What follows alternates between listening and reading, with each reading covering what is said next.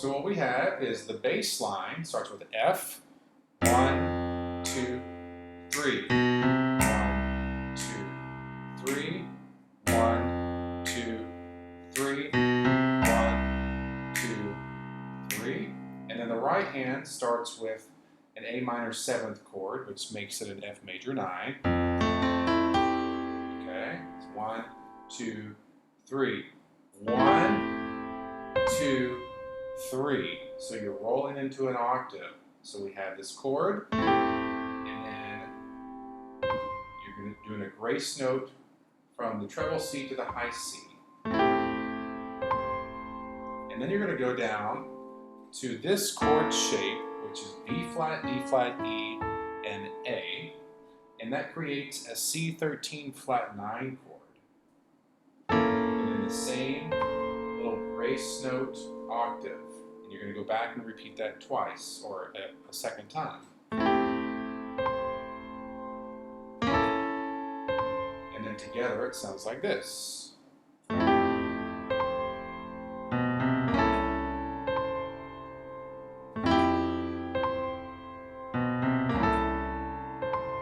And you can extend that if you want to a second time, and you can improvise a little bit off of that intro.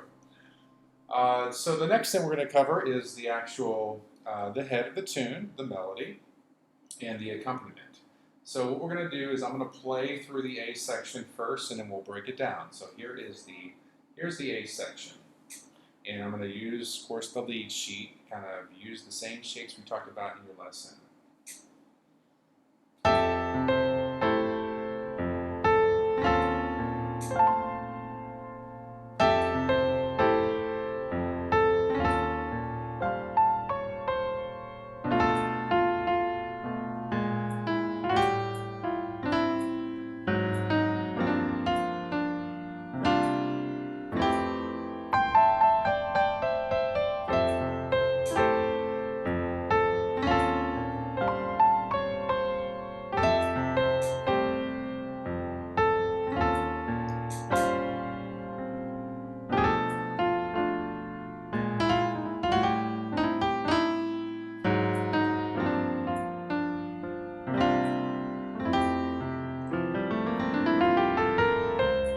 And that leads us to the B section.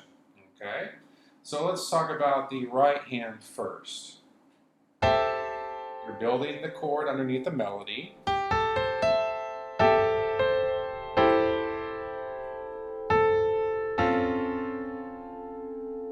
Same thing.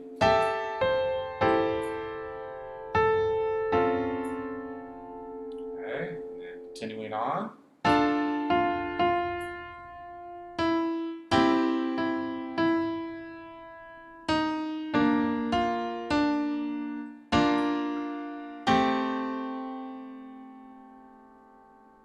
So just remember your chords that we have outlined, your upper triad structure that you build underneath the melody. And the upper triad structure just means that if it's an F major 7, you're really thinking of this as an A minor chord over the top. And in the left hand, we have a couple of different variations we can use. We can use the 1, 5, 1, 2, 3. Or you can just stretch 1, 5 up to the 10 or to the 3. Okay, so whichever one you're most comfortable with, whichever one you like the best. You may want to mix them together. You may want to do a simple one on the F major 7. And then on this next chord, maybe use the other pattern, since you're having to hold the melody longer. So here's the first two measures.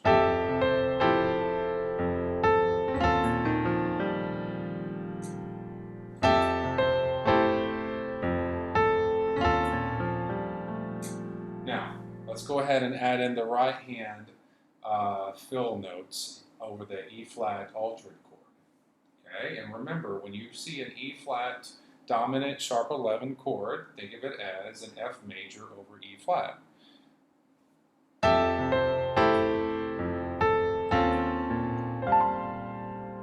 building an F major chord but avoiding root position C, F, A, C. And that can be really the basis for that particular melody, that particular note in the phrase.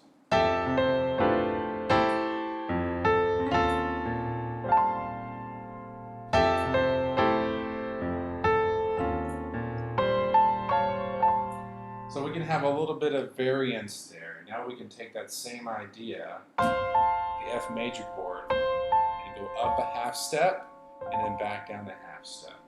Okay? All right, so moving forward, the second half of the A section. Okay? In the left hand, you're just going to use shells, going down in half steps.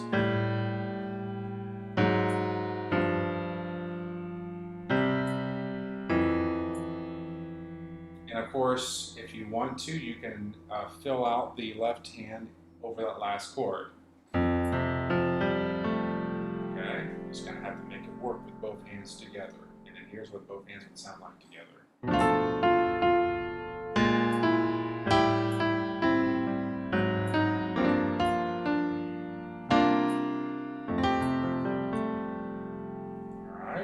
Now, some other possibilities on the last note of the F major, the last note of the melody, I played this little improv pattern using the notes E, G, A, and C, the same shape that we played over the F major 7 earlier, just going up an octave, and breaking that apart, basically alternating as skipping notes. G and C, A and E. And then maybe coming down to a C position, doing the same thing over the notes C, D, E, and G, playing D and G together, then C and E, and alternating back and forth between those two. And so here's what the end of the A section would sound like.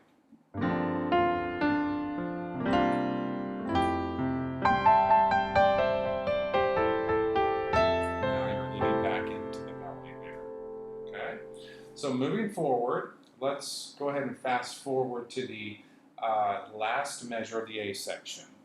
Okay, I'll play the measure before that. Now we're going to do a nice little scale run, leading from F, playing in the key of F major, and then leading to the melody of the first note of the melody in the B section. And playing with playing a really kind of a nice speed, maybe some triplets, 8th notes, 16th notes, whatever helps to get you to land on this C on the first beat. Okay, you just really have to do it by feel. And if you need to slow down that run at the very end to kind of connect it together, that will actually really enhance the musical aspect of that. Okay, so there's the A section. Let's move on to the B section. Okay, I'm just going to go ahead and play it first, and then we'll come back in separate hands.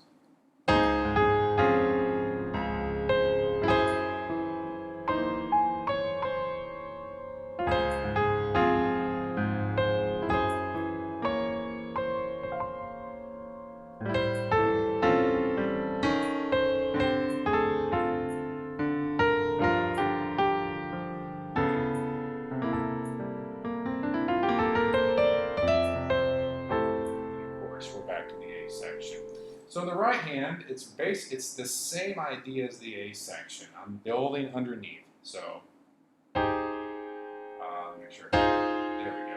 E flat A, E flat F, A flat, and then C. Okay. Think of it as an F minor 7 chord that you're building under those melody notes.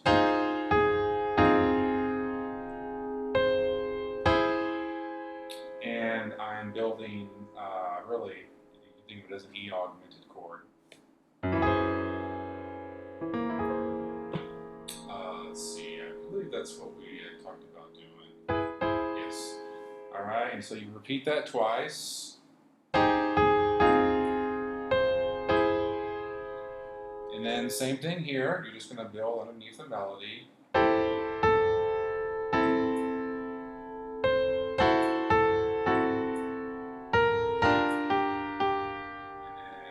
then make sure I get this right here.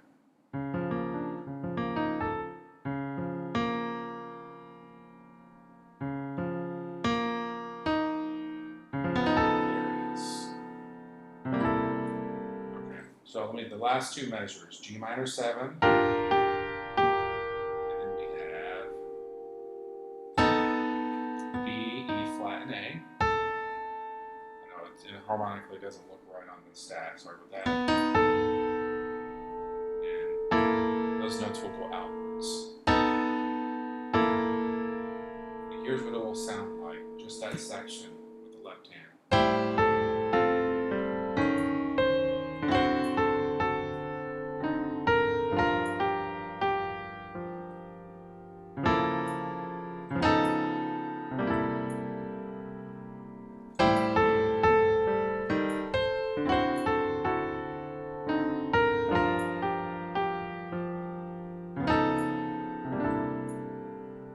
In the left hand, I'm just doing shells, right?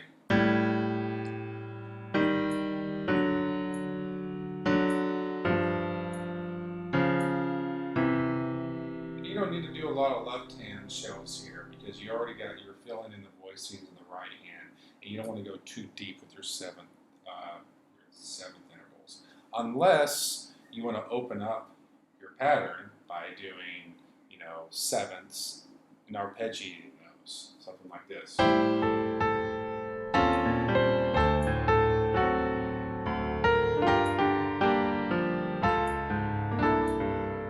Alright, so you can take those same patterns that you applied over those in the A section, the first four measures. So let me move backwards now. I'm kind of going out of order here. I apologize about that.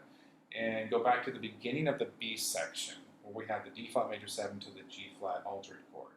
And what you can do with the left hand. Okay, what I'd like you to do is use the same pattern that we used, the same flowing pattern from the first part. Or, okay, either going up the octave, and maybe going up to the 3 or to 10, or just going straight to the 10. Or if that's too much going on, you can just do 1, 5, 1. And that's supposed to be a D flat. It's inharmonically incorrect. And then continuing that. And I would play on that G flat 9, sharp 11. This would sound the best. G flat, E, and B flat. Okay. Here's what it would sound like together.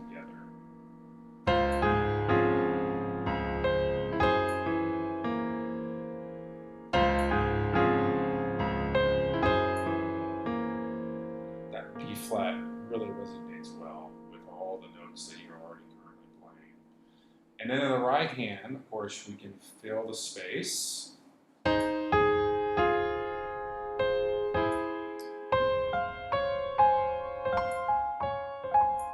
Similar to what we did, really almost the exact same thing we did in the A section. And you're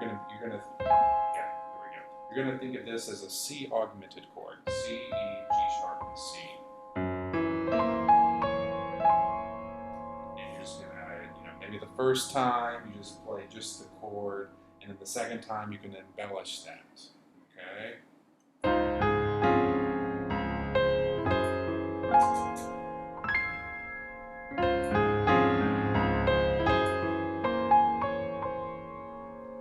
Alright.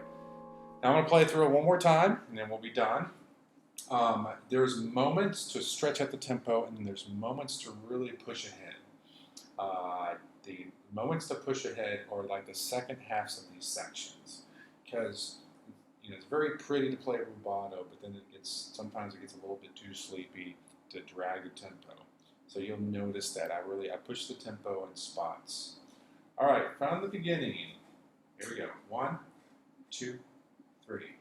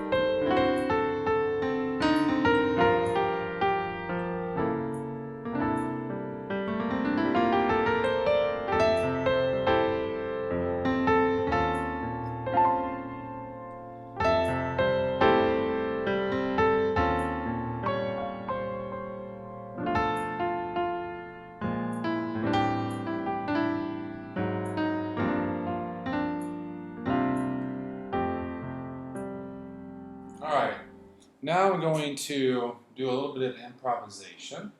And when you improvise, it's going to be just over the A section. Okay, I don't want to make this too much of a daunting task. There's basically two modes of improvisation in this piece. The first one is over the F major to E flat dominant sequence. And then you have that little chromatic part. And that's the easiest one because you can use the blues scale. It works perfectly. Okay, so over the F major 7, I'm just going to sketch out just the left hand.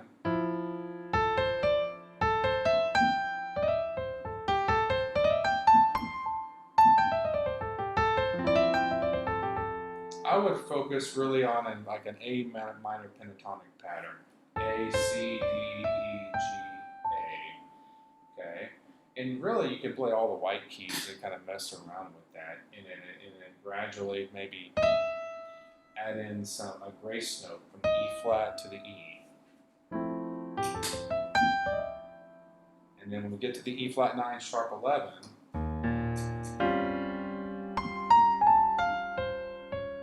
you're really gonna think F major chord adding a C sharp. So you really have 4 notes to play around with, and that's what I would do. I would think more arpeggiated type of run over that chord.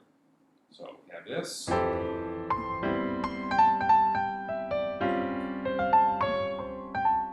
can kind of take those same riffs that you played in the melody and embellish those.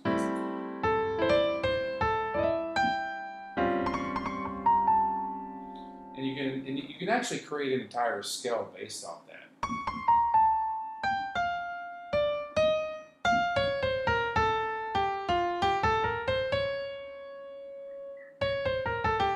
The notes would be F, G, A, B flat, C, C sharp, and then you could play E flat as well.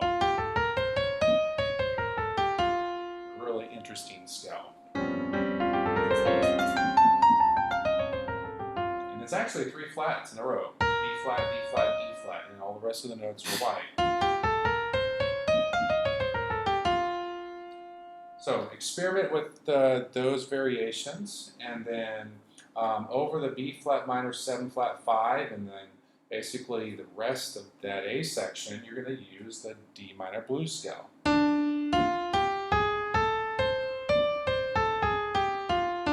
Which you should already be working on in another tune.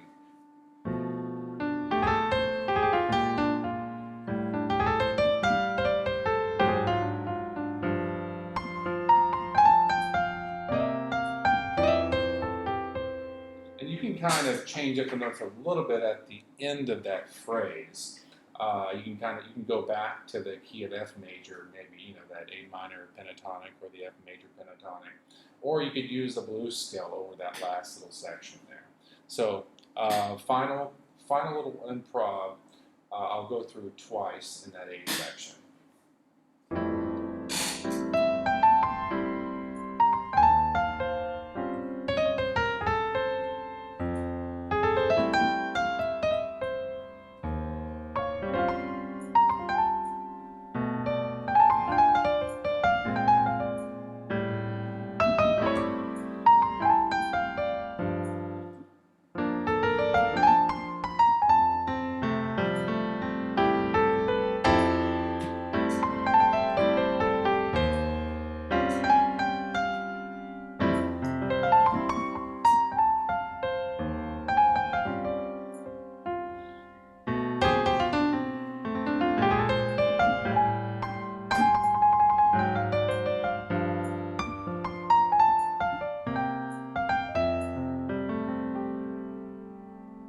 Okay, well, I hope that helps you out. I really hope it helps you out. And since I spent some time putting this together, and we'll please give me some feedback on how the visual elements help you along with your learning process. All right, see you later.